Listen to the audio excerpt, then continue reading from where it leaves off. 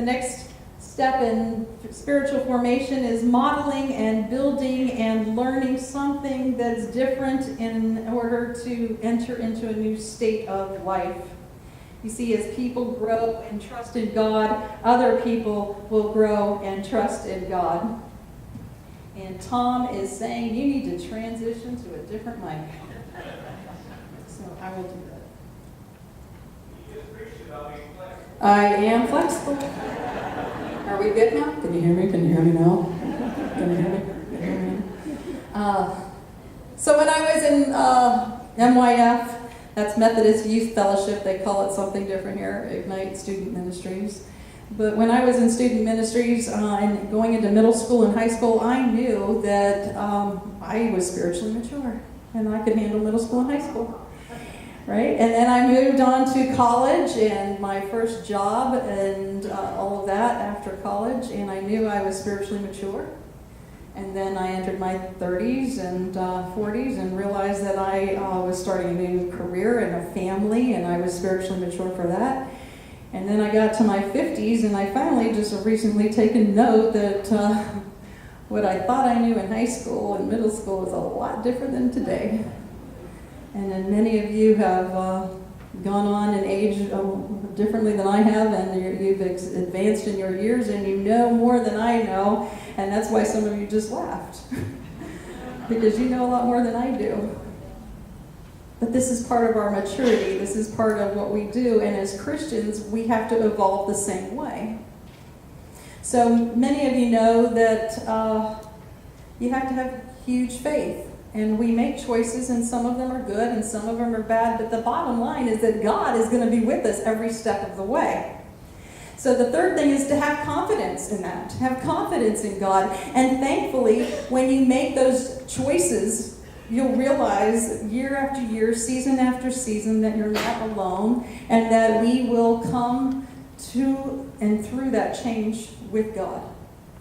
You know, some of us, we get love letters, and then others get divorce papers. Some of us get a thumbs up on social media, and others get that frowny face, or the thumbs down. Some will mourn the loss of a pet or a loved one, and others will get a new puppy. And then things happen for good, and others not so much. My son Justin is about to turn 21 years of age, so of course I've been thinking about him and the fact that when I was pregnant with him, I went into the hospital and they said, he's sideways and we're going to have to turn him. And they were unable to do that. So this is the kid that God gave me. He goes a different direction than I do sometimes. But the bottom line is I had confidence in God in the way that he was going to that he came into the world successfully. He made it here, and he got here, and he was fine, and he took a different journey than most. But there was confidence in God for his journey, and still is. You see, you have to have huge faith, and from that faith of our experiences and those things that we've experienced in the past, we come to know and love God. And it comes from those relationships that we build with the people that are sitting in the congregation with us. And it comes from the hearing of a melody from a hymn. It comes from seeing the smile on a stranger's face. It comes from touching someone's hand when we reach across the aisle and we sing the Lord's Prayer together, or they are laying in a hospital bed. It comes from smelling the fragrance of a meal being prepared in the church kitchen. And I'm a Methodist, and I like to meet and eat. And I'm excited about noon time with all of you. But when it comes to knowing that even when our senses don't know, God is always beside you, no matter which path leads to the next journey. So have confidence in God.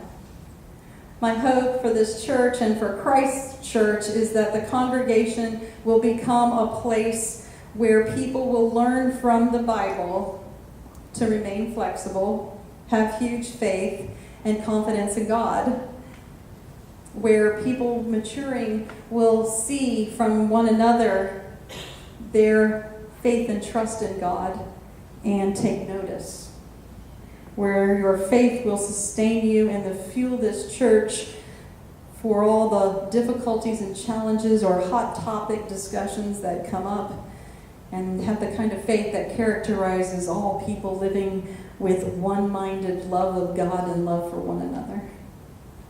Where each congregation will be full of hope for today and the future, and where the whole world is our congregation and our ministry extends to all people.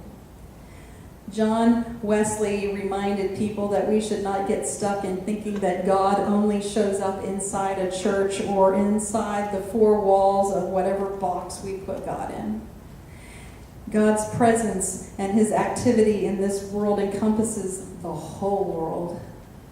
And we're in mission and we're in ministry together wherever we go and to everyone.